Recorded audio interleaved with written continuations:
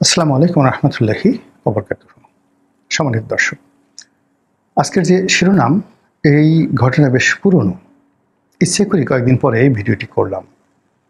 এর কারণ হলো যে শিরোনামটি দিয়েছি এখানে, এবং সেখানে যে ঘটনাগুলো ঘটেছে এটার ধারাবাহিকতায় এখন বাংলাদেশে যা কিছু ঘটছে, এবং এখন এই মুহূর্তে আমেরিকাতে যা কিছু ঘটছে, দিল্লিতে যা কিছু ঘটছে, পর্দার আড়ালে যে সকল খেলাধুলা হচ্ছে, মূলত ওই ঘটনা থেকেই শুরু। আগে খবরটা বলে নিই। খবরটা হলো, নতুন যে রাজনৈতিক দল এনসিপি, সেই এনসিপির একটা কেন্দ্রীয় অফিস আছে, এবং এটা ঢাকা শহরে যে বাংলা মোটর আছে সেখানে রূপায়ণ টাওয়ার। ঢাকা শহরে যে কটি লাক্সারিয়াস বিলাসবহুল ভবন রয়েছে, এরকম একটা বিলাসবহুল ভবনের নাম রূপায়ণ টাওয়ার।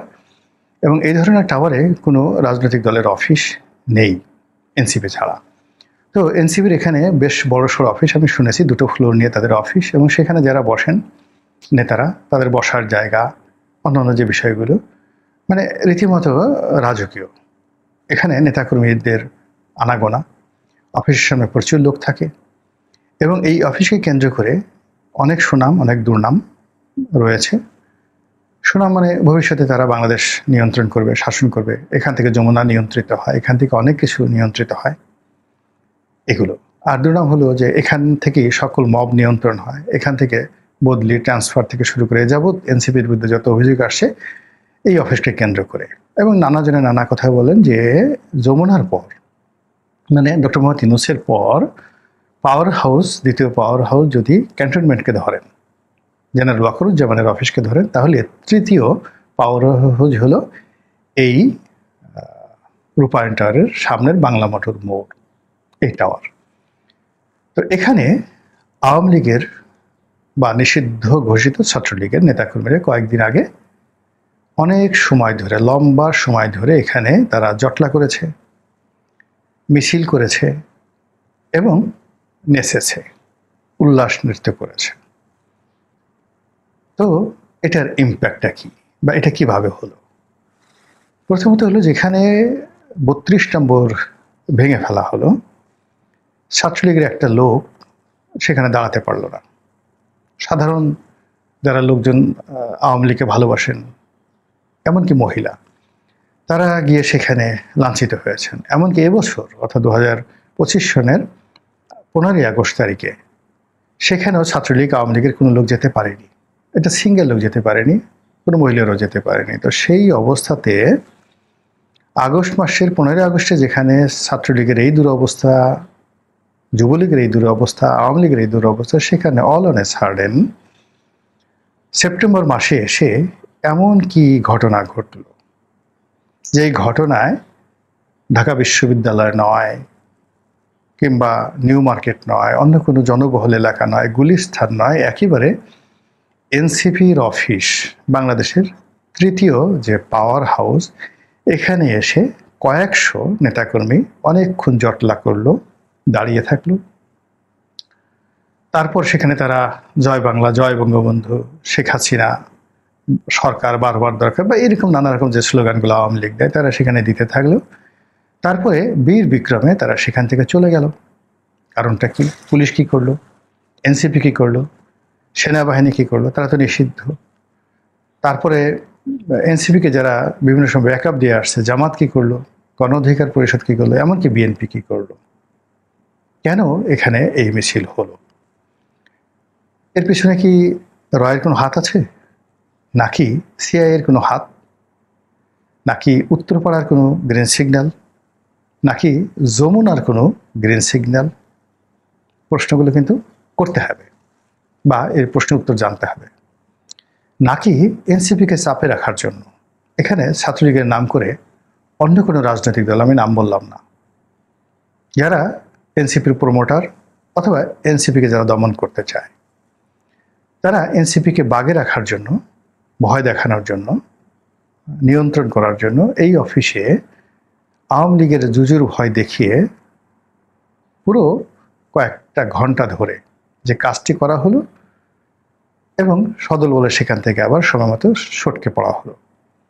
তো সন্দেহ যদি এরকম হয় যে প্রশাসনের যারা কর্তা ব্যক্তি, তারা বিষয়টা জানতেন, আর ওখানে যারা দাঁড়িয়ে আছেন তাদেরকে চিনতেন, আর চিনতে পারার কারণে তারা এখানে কোনো অ্যাকশনে যাননি, যেহেতু এটা একটা নাটক ছিল, এটা একটা মব ছিল, হতে পারে। ইদানিং ঢাকা শহরে যেভাবে মিছিল মিটিং বাড়ছে, প্রচণ্ডভাবে মিছিল মিটিং বাড়ছে আওয়ামী লীগের, এবং সেই সমস্ত মিছিল মিটিংয়ে যারা সম্মুখ সারিতে আসছে, আমার কাছে এদেরকে অপরিচিত মনে হয়। এদেরকে দেখলে আওয়ামী লীগ মনে হয় না। আমি তো সেই ছোটকাল থেকে আওয়ামী লীগ করতাম। এখন তো বিএনপিতে যোগদান করার পরে সেই আওয়ামী লীগ চরিত্র নেই। আর গত 1 বছর যাবৎ মনে হচ্ছে যে না, রাজনীতি আমার জন্য আসলে এই মুহূর্তে শোভনীয় নয়, বিরতি নেওয়া উচিত। ভবিষ্যতে পরিবেশ পরিস্থিতি ভালো হলে তখন হয়তো চিন্তা করা যেতে পারে, but not at this moment. ফলে গত 1 বছর ধরে কার্যত যাকে বলা হয় নিষ্ক্রিয় অবস্থায় আছি। এই আমার ব্যবসা বাণিজ্য, সামাজিক সংযোগ, রাজনৈতিক সচেতনতা বৃদ্ধি করা, টকশো করা, রাজনৈতিক বিশ্লেষণ করা, এর মধ্যে আমি আমার তৃপ্তি খুঁজে পাচ্ছি এবং মনে হচ্ছে যে খারাপ না, আলহামদুলিল্লাহ ভালো আছি। বিকজ যারা এই মুহূর্তে রাজনীতির একেবারে ফ্রন্ট লাইনে আছেন, বিএনপির 10 জন, জামাতের 10 জন বা এনসিপির 10 জন, তাদের সবাইকে তো চিনি। আমার কাছে মনে হয় না যে সামাজিকভাবে, প্রশাসনিকভাবে কোনো অবস্থানে তারা কেউ আমার চেয়ে খুব ভালো অবস্থানে আছেন, বা তাদের একটা টেলিফোন পেলে বা আমি একটা টেলিফোন করলে দুটোর মধ্যে যদি গুরুত্ব দিতে বলা হয়, আমার কাছে মনে হয় না যে আমি কখনো কোথাও অগুরুত্বপূর্ণ ছিলাম অতীতে আর এখন অগুরুত্বপূর্ণ আছি। ফলে আমি আমার কাজ নিয়ে ভালো আছি। তো যেটা বলছিলাম যে সেই যে অতীতের অভিজ্ঞতা, সেই অভিজ্ঞতার কারণে আমার কাছে মনে হয়েছে যে আমি জামাতের লোক দেখলেই বুঝতে পারি এটা জামাতের লোক। জামাত আর হেফাজত দুজনকে দাড়ি টুপি পরিয়ে আমার সামনে এনে দেন, আমি এখন নিখুঁতভাবে বলে দিতে পারবো এটা হেফাজতের লোক, এটা জামাতের লোক। জামাত আহলে সুন্নতের 2 জন লোক আনেন যারা মাজারপন্থী, পীরপন্থী, আমি বলে দিতে পারবো যারা জামাতের লোক এরা পীরপন্থী লোক। আওয়ামী লীগ বিএনপির 2 জন লোক আনেন, আমি বলে দিতে পারবো, চেহারা দেখে বলে দিতে পারবো, কথা বলতে হবে না। তারপর জাতীয় পার্টির লোক আনেন, আওয়ামী লীগ বিএনপি জাতীয় পার্টি, আমি বলে দিতে পারবো এরা জাতীয় পার্টির লোকজন। এর কারণ হলো আপনি দেখবেন যে দীর্ঘদিন একত্রে একটা কাজ করলে না, তাদের পোশাক আশাক, চাল চলন, কথাবার্তায় একটা ভাবমূর্তি ফুটে ওঠে, একটা অভিব্যক্তি ফুটে ওঠে। আমি যেমন আগে দুষ্টামি করে বলতাম যে আওয়ামী লীগ দেখলে আমার কাছে মনে হয় এখানে সরেয়ার মতো একটা মানে আকৃতি আছে, এখানে নৌকার একটা আকৃতি রয়েছে, কিংবা ধানের শীষ এর লোক দেখলেই আমার কাছে মনে হয় যে এদের মধ্যে একটা ধান ভাব আছে। জাতীয় পার্টি দেখলে এটা লাঙল কেমন যেন লাঙলের মতো এরকম মনে হয়। এরশাদের দেখেন, জিএম কাদেরকে দেখেন, আপনি লাঙলের মধ্যে তাদের খুঁজে পাবেন। এনিওয়ে, এটা জোক করে টেলিভিশন টকশোতে বলতাম। তো সেই দিক থেকে আওয়ামী লীগ বিএনপির বা জামাতের যে নর্মাল ন্যারেটিভগুলো রয়েছে, তারা এই ভাষায় কথা বলে, এইভাবে তাদের পোশাক পরে, এরকম তারা দাঁড়িয়ে রাখে, এইভাবে তারা ক্লিন শেভ করে। তো সেই দিক থেকে আওয়ামী লীগের নাম করে যারা সম্মুখ সারিতে আসছে, তাদের কাউকে আমার আওয়ামী লীগ বলে মনে হচ্ছে না, এবং এটাই আমার ভয়ের কারণ। যেভাবে ধরুন শেষের দিকে এই যে দেখুন সাদিক কায়েম যারা ডাকসু ভিভিটিপি হলেন, এরা সবাই আওয়ামী লীগের মধ্যে লুকিয়েছিলেন। আপনি একবার এখানে একটু তাকিয়ে দেখেন তো যে সাদিক কায়েম সাদ্দামের পাশে বসা ছিল, দাঁড়ানো ছিল। ওকে কি সাদ্দামের মতো মনে হয়? ওকে কি নাহিয়ান মতো মনে হয়? জয়ের মতো মনে হয়? ওকে কি রব্বানির মতো মনে হয়? ওকে কি নাজমুল ছিল তার মতো মনে হয়? রিপন সভাপতি ছিল তার মতো মনে হয়?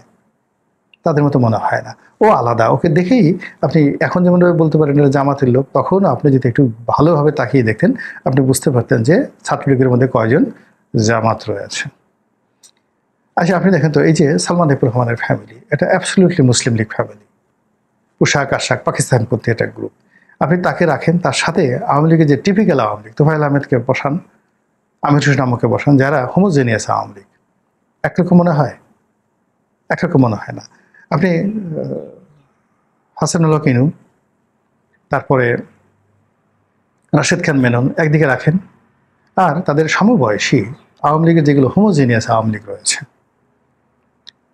অত বিখ্যাত না, ওই যে মারা গেছেন সিলেটের মহসিন আলী, তাকে আনেন, কিংবা ওই যে সাইদুল হক মারা গেছেন, একজন মন্ত্রী ছিলেন, সামাজিক মানে সমাজ কল্যাণ মন্ত্রী ছিলেন, এনামুল হক মারা গেছেন, এনামুল হক শহীদ, এই লোকগুলোকে বসান। এদের দেখলেই মনে হবে এরা আওয়ামী লীগ করে।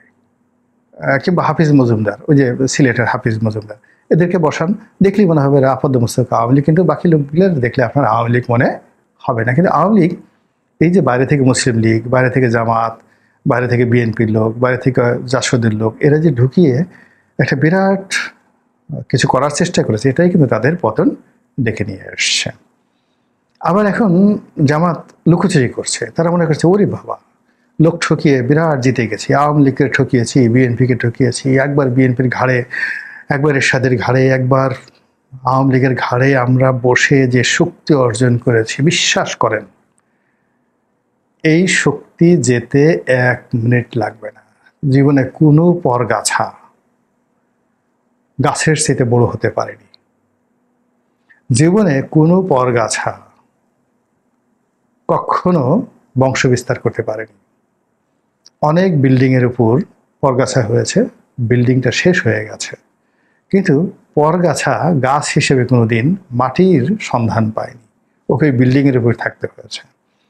অনেক বট গাছের উপর পরগাছা হয়, বড় গাছের উপর পরগাছা হয়, ওরা সারা জীবন ওই পরগাছাই থেকে যায়, কোনোদিন মাটির সন্ধান পায় না।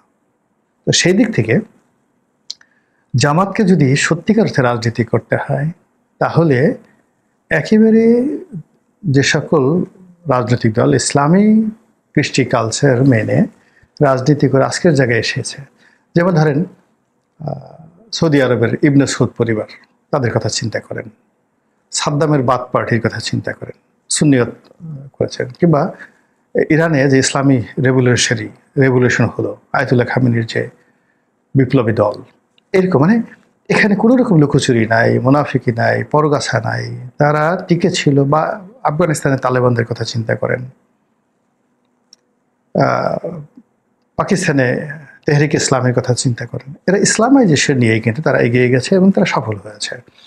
কিন্তু জামাত তারা একটা ফ্রন্ট রেখেছে সামনে, আরেকটা ফ্রন্ট পেছনে, আরেকটা ফ্রন্ট মাথার উপরে, আরেকটা ফ্রন্ট বিএনপির পেটের মধ্যে, আরেকটা মানে ফ্রন্ট রেখেছে আওয়ামী লীগের ঘাড়ের উপরে, এবং তারা মনে করছে যে এটা 10 হাতে তারা খেলছে। কিন্তু ইতিহাস এটা বলে না।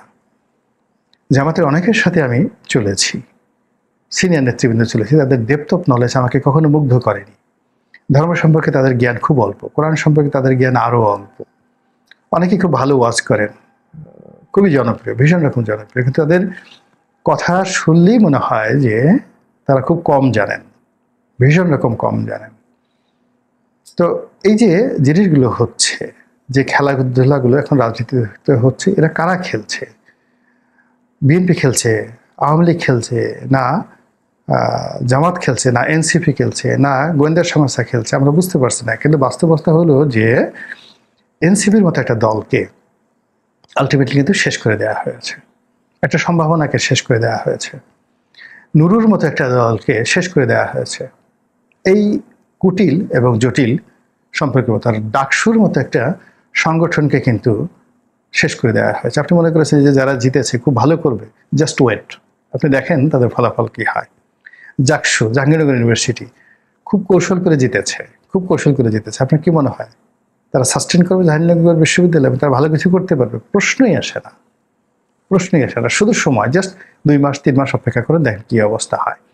তো সেই দিক থেকে যে দেরিতে হলেও ভিডিও করলাম, আমার কাছে মনে হচ্ছে যে এনসিপি অফিসের সামনে যে আওয়ামী লীগের নৃত্য, আওয়ামী লীগের স্লোগান, আওয়ামী লীগের মিছিল এবং দীর্ঘক্ষণ সময় ধরে সেখানে তারা অপেক্ষা করা, এটা কোনো সাধারণ বিষয় ছিল না। এটার পিছনে অনেক কাশিম বাজার যে কুঠি, সেই কাশিম বাজার কুঠির যে গোপন বৈঠকগুলো হতো, ঘসেটি বেগম, মীর জাফর আলী খান, জগৎ শেঠ, রায়দুল্লভ, ইয়ার লতিফ, এইরকম চক্রান্তের ফলে কাশিমবাজার কুঠি, হিরাজিল প্রাসাদ, মতিঝিল প্রাসাদ, তারপরে নবাব সিরাজউদ্দৌলার পলাশী, আমরা কি সেই দিকে এগুচ্ছি? মহান আল্লাহ আমাদের সবাইকে হেদায়েত দান করুন এবং হেফাজত করুন। আসসালামু আলাইকুম রহমতুল্লাহি ওয়া বারাকাতুহু।